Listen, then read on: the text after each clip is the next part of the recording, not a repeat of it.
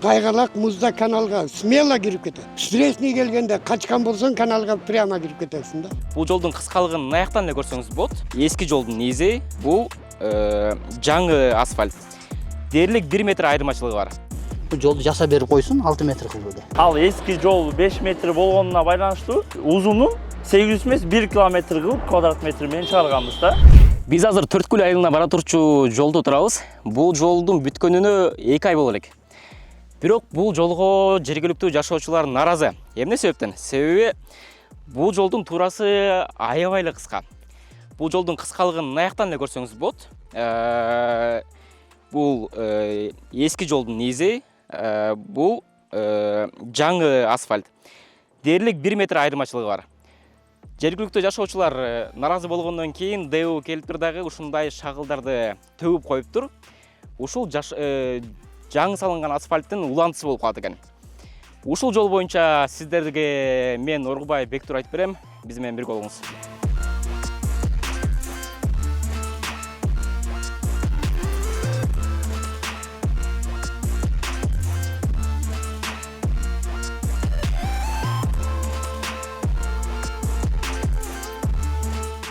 Жергиликтүү тургундар жолдун тардыгынан наразы болгондон кийин ДУ келип ушундай шагылды төгүп коюптур, бирок бул кооптуу жагдайды туудурат. Себеби бул тар жолдо эки унаа карама-каршы келип кала турган болсо, экинчи унаа жол бошотуп дал ушул шагыл жолго чыгышы керек болот. Өзүңүздөр билгендей эле, дал ушул шагыл жолго чыкканда унааны ары тартып кетип калат.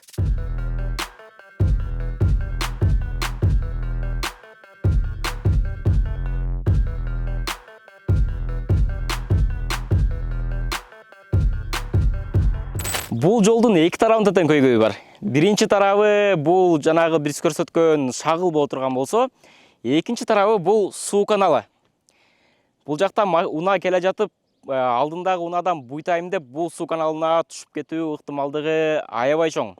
Азыр жай мезгили, бирок кышында жол тайгак мезгилинде бул кооптонуу мындан да көбүрөөк өсөт.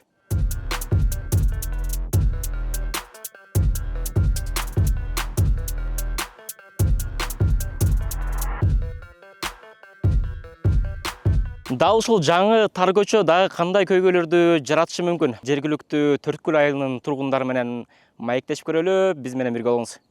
Эми сиздердин наразычылыгыңыздар эмнеде болуп атат? Ошо айтып бериңиздерчи. Биздин наразычылыгыбыз эми жакшы баскан жолдучу. Бирок мындай бир элдин коопсуздугун, техникалык же болбосо коопсуздукту эске алышпаганда буларчы. Бул жагынан бир 1 метр калтырып туруп, тиги канал жака жакта вообще эле мүмкүнчүлүк жок да. Кыштын күнү бул жерде сөзсүз бир ситуация болушу мүмкүн.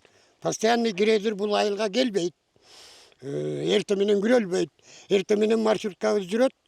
Кар жааганда как грейдерден ошол из салып кетет саат 6-да. Андан кийин техника жүрө баштайт.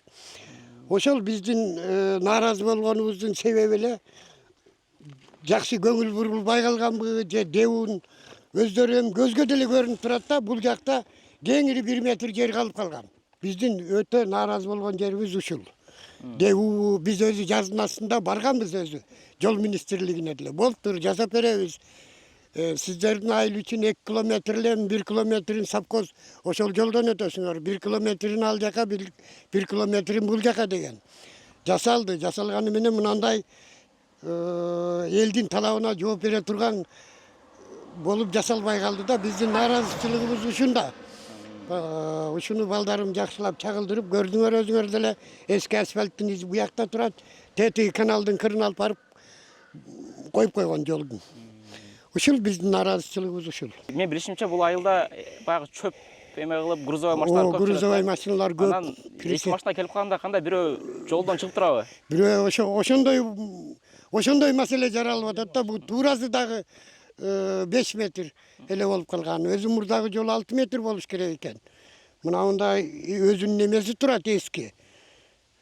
Анан кандайдыр бир булардын эми биз түшүнбөсөк, булардын өзүнүн стандарты барбы же башкабы? Биз азыр келе жатсак, буякта жолдо шагылды өлүп коюптур да, ошо эмне дагы кеңейтелим деп атабы, кандай? Билбедик эми, аны билбейбиз. Ол шагыл төгүп койгондо асфальт болбосо баары бир ал учуп кетет эртеңки күнү. Бул эле неме эле калат да. Ушул жаңы басылган асфальт эле калат. Дагы эле баягы коопсуздук да. Эң биринчи коопсуздук. Кайгалак музда каналга смело кирип кетет. Көрдүңөр. Деунун өкүлдөрү бияка келишти, көрдүңүзбү бай менен асфальтты? Асфальтты көрүп эми биз деле ары бери өтүп аттык. Бардыгы эле жүрүшкөн, эми жүрүп атат, иш болуп атат деген ойдо жүргөнбүз, элдин бардыгы эле. Андан кийин мондай баягы бүткөндөн кийин анан элде ушундай нааразычылык жарала баштады да.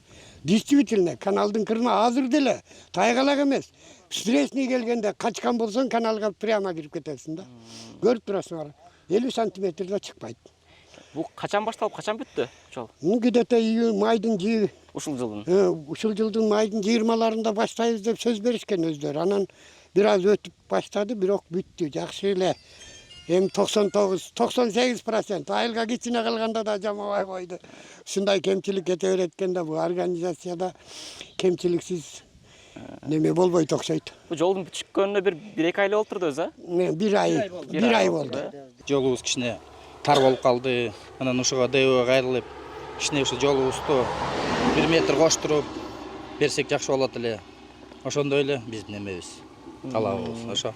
Сиз айыл башчы катары элдин үнүн жеткиздиңиз ДОга. Ооба, обязательно. Не дейт алар? Шагыл төгүп беребиз деп ушинтип бермей калды бизге. Ооба, шагыл төгүп берелик. Муну кош десем, азыр кошулбай калды. Муну кантип стыковка кылабыз деп ушундай жооп берди. Анан айттым мен, келип мындай элге жооп бериңиздер өзүңөр.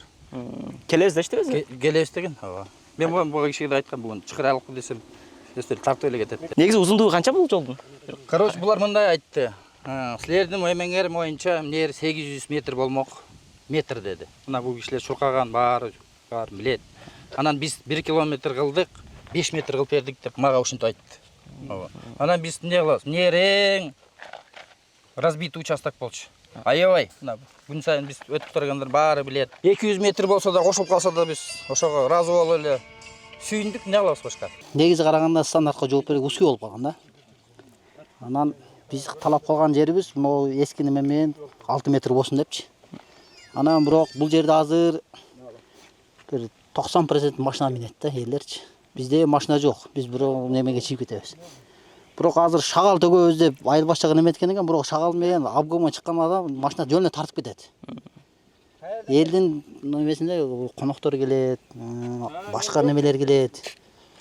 Анан азыр эч жерде бир икро муслим жок да, мусулманча айтканда, бир кой берип коеюн деген нерсечи. Шаарда да жок, бул жерде да жок. Кой берип койсо бири менен кичине ынтымак кете берет. Анан бирөө сала берет, акыры бир күн бирөө эме кирип кетет, каналга кирип кетет.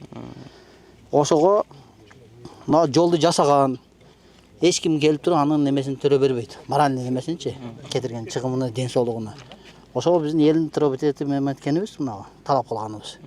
Бул жолду жаса берип койсун, 6 метр кылып эле. Өздөрүнүн кемчилиги кетти. Биздин талабыбыз ошол.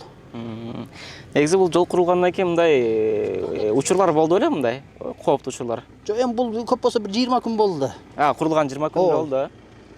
20 күн. Машиналар түшүп аткан.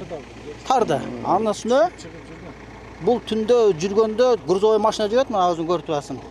Встречный келаткандын балким азыр машиналардын бир фары жок болуп калат. Дальний күйөт, демеси өчпөйт. Ближний бар, же дальний бар, ушундай болуп калган. Жөн эле кагышат машина. Урматтуу достор, өзүңүздөр көргөндөй эле бул айылда ушундай грузовой машиналар негизи эле көп жүрөт. Бирок грузовой машина ушундай жүргөндө бул жагында жеңил машинелерге дээрлик орун жок калат экен. Эми жактан сурап көрөлү. Эге бул жолдун көйгөйү эмне болуп атат силерге? Эмнеге нааразы болуп атасыздар? Бир жок дегенде 1 метр эме болсо, 1 метрчи ширинасы жетпей калды да. Анан 2 машина батпай калып атабыз. Бул кышында аябай кыйналабыз да, азыр дагы билинбейт. Кышында опасно болуп калат. Биягы себеби эме болуп атпайбы, биягы канал болупчу. Биягы чуңкур түшүп кетет. Ошонусун биякта бирдемке кылып берсеңер жакшы болмок да. Бир көйүт туруп. Ошол мына даже мына трактор карабайсыңар. Келди, батпай калды. Мына тийип калып атат, көрдүңүзбү мына? Бакыт айдай берет. Достор, Асфальт мына иси. Карасаң, иси. Жок дегенде 1 метр болсо. урматтуу өзүңүздөр көргөндөй эле мындай эки жүк ташуучу чоң машина келе турган болсо, бул жолдон батпай калат экен. Себеби Азыр бул жакта зил турат. Ошо артынан бул жакта трактор келип калып, бата албай кайра артында туруп, күтүп турууга мажбур болуп атат.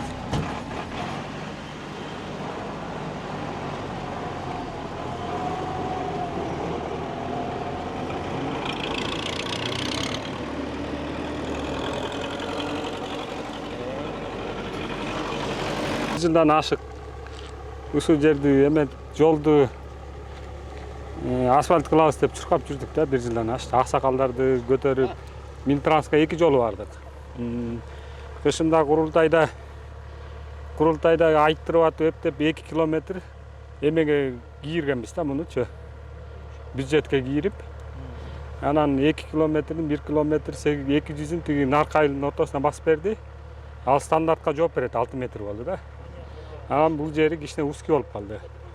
Ошо анан бирок биз акыркы жолу зам министрге кирип чыккандан кийин департамент Северный департаменттин начальниги эме Уран Докторбек өзү келип кеткен.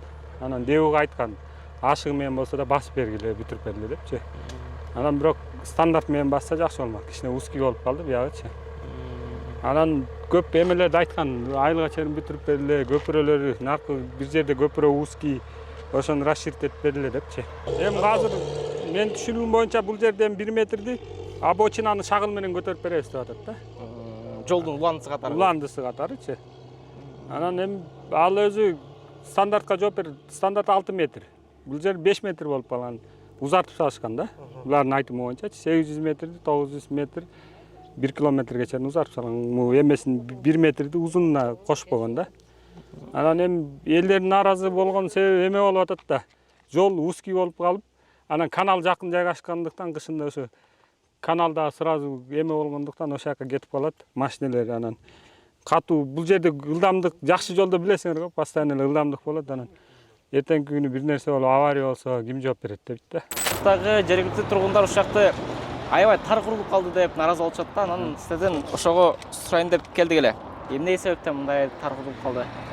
Бул жол боюнча бул Чаткүл, Төрткүл, Үч Кос унаа жолу бизге капиталдык салымдар беренесинен 2 километр бөлүнгөн. Өзүңүздөр көргөндөй бер жагын 1 километр 200 метрди басканбыз, туурасы 6 метр ой. Ар жакты 800 метрин деген, ал эски жол 5 метр болгонуна байланыштуу биз үстүнөн эски жолдун үстүнөн 5 метр кылып, бирок узунун 800 эмес 1 километр кылып квадрат метр менен чыгарганбыз да. Ал жерде общий 2 километрге 12.000 квадрат метр бөлүнгөн, 12.000 квадрат метр болот. Биз ошону аткардык да. Жолду аягына чейин бүтө элек биз. Ал жерге канал жакка деген биз деген парапеттерди, сигналный столбиктерди коюп беребиз. Өзүңүздөр көргөндөй обочинаны жаап атабыз оптималка менен. Ошолордун баарын жаап, разметкасын чийип, жол белгилерин коюп беребиз.